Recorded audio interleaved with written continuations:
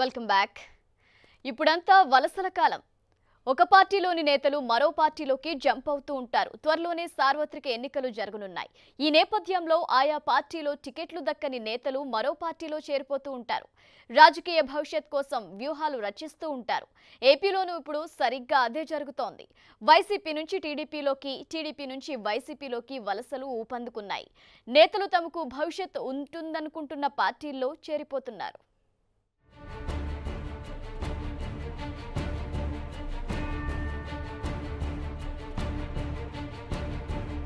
ఏపీలో త్వరలోనే సార్వత్రిక ఎన్నికలు జరగనున్నాయి. అసెంబ్లీతో పాటు లోక్సభకు ఎలక్షన్స్ జరగనున్నాయి. దీంతో నేతలంతా టికెట్ల కోసం పోటీ పడుతున్నారు. పార్టీల అధినేతలు కూడా గెలుపు వ్యూహాలు రచిస్తున్నారు.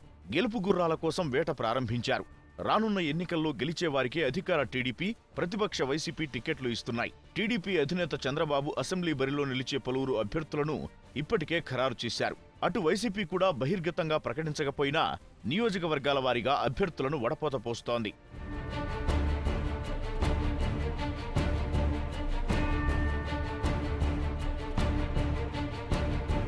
టీడీపీ, వైసీపీ గెలుపు గుర్రాలపై దృష్టి పెట్టడంతో టికెట్ దక్కని నేతలు ఇతర పార్టీల వైపు చూస్తున్నారు. దీపముండగానే ఇల్లు చక్కబెట్టుకున్నట్టు ఎన్నికల ముంగిట్లో తమ భవిష్యత్ను చక్కదిద్దుకుంటున్నారు. ఒక పార్టీలో టికెట్ దక్కకపోతే మరో పార్టీలోకి వెంటనే జంప్ అవుతున్నారు. ఈ మధ్య టీడీపీకి చెందిన MP Avanthi Srinivas, MLA Amanchi Krishnamohan YCP కండువా కప్పుకున్నారు. వైసీపీతో పాటు కాంగ్రెస్ కు చెందిన కొంతమంది నేతలు టీడీపీలోనూ జాయిన్ అయ్యారు. కాంగ్రెస్ సీనియర్ నేత కోట్ల సూర్యప్రకాష్ రెడ్డి ఫ్యామిలీ కోడుమూరులో జరిగిన సభలో టీడీపీలో చేరింది. శనివారం వైసీపీకి చెందిన గౌరు చరితారెడ్డి దంపతులు టీడీపీలో చేరారు. ఏపీ ముఖ్యమంత్రి చంద్రబాబు సమక్షంలో టీడీపీ కండువా కప్పుకున్నారు. ఈ సందర్భంగా వారు మాట్లాడుతూ కర్నూలు జిల్లాలో సాగు, తాగునీటి కొరతను తీర్చిన ఘనత చంద్రబాబుకే దక్కుతుందన్నారు. కొంతమంది స్వార్థపరులు అడ్డంకులు సృష్టించినా ముచ్చుమర్రి లిఫ్టును పూర్తి చేసింది కూడా చంద్రబాబేనని చెప్పారు. మనకి గతంలో ముచ్చుమర్రి లిఫ్ట్ ఇరిగేషన్ కూడా కొందరు స్వార్థపరులు తమ స్వార్థ ప్రయోజనాల కోసం నిలుపుదల చేసింటే కూడా దాన్ని కూడా పూర్తి చేసి మన నందికొట్కు నియోజకవర్గానికి 2 పంటలకు నీళ్ళిచ్చిన ఘనత మన ముఖ్యమంత్రి గారు. ప్రతిపక్ష వైసీపీలోకి కూడా నేతల వలసలు ఊపందుకున్నాయి. టీడీపీ ఎమ్మెల్యే మోదుగుల వేణుగోపాల్ రెడ్డి వైసీపీలో చేరారు. వైఎస్ జగన్ సమక్షంలో వైసీపీ కండువా కప్పుకున్నారు. గుంటూరు జిల్లాలో వైసీపీ బలోపేతానికి పనిచేస్తానన్నారు. తనకు జగన్ ఏ బాధ్యత అప్పగించినా చిత్తశుద్ధితో పనిచేస్తానని చెప్పారు. డెఫినెట్గా I want to give a answer by ballot. ఎందుకంటే నేను అంటుందంటే నేను మాటలు తోటాలుగా మార్చేటువంటి సంస్కారం ఆయనదేమైతే నేను మట్టికి డెఫినెట్గా బ్యాలెట్ ద్వారా ఆయనకు బుద్ధి చెప్పేటువంటి కార్యక్రమాన్ని బుస్కందాలు వేసుకుంటాం.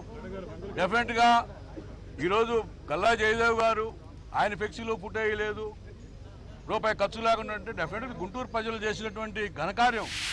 విశాఖ జిల్లాకు చెందిన సీనియర్ నాయకుడు, మాజీ మంత్రి దాడి వీరభద్రరావు కూడా వైసీపీలో చేరారు. లోటస్ పాండ్లో జగన్మోహన్ రెడ్డి సమక్షంలో దాడి వీరభద్రరావు, ఆయన కుమారుడు రత్నాకర్ వైసీపీలో చేరారు. జగన్ వారికి పార్టీ కండువా కప్పి సాదరంగా వైసీపీలోకి ఆహ్వానించారు. కేవలం రాజకీయమే పరమావధిగా, అధికారమే పరమావధిగా పరిపాలించారు తప్ప ప్రజల బాగోగులు, సాధారణ ప్రజల తాలూకు మంచి చెడుల గురించి ఆలోచన చేయడం విస్మరించారు. ఆఖరి రోజుల్లో 2 నెలల్లో ఎన్నికలు ఉంటాయనగా ప్రజల జ్ఞాపకం వచ్చి పప్పు బెల్లాలు పంచుతున్నారు. కృష్ణా జిల్లా టీడీపీకి చెందిన దాసరి బాలవర్ధన్ రావు టీడీపీకి గుడ్ బై చెప్పారు. జగన్ సమక్షంలో ఆయన వైసీపీలో చేరారు. కర్నూలు జిల్లాకు చెందిన మాజీ ఎమ్మెల్యే చల్లా రామకృష్ణారెడ్డి కూడా వైసీపీలో చేరారు. మొత్తానికి ఎన్నికల వేళ నేతలంతా తమ భవిష్యత్ కోసం పార్టీలను మార్చుతున్నారు. దీంతో ఏపీలో వలస పక్షుల జోరు పెరిగింది.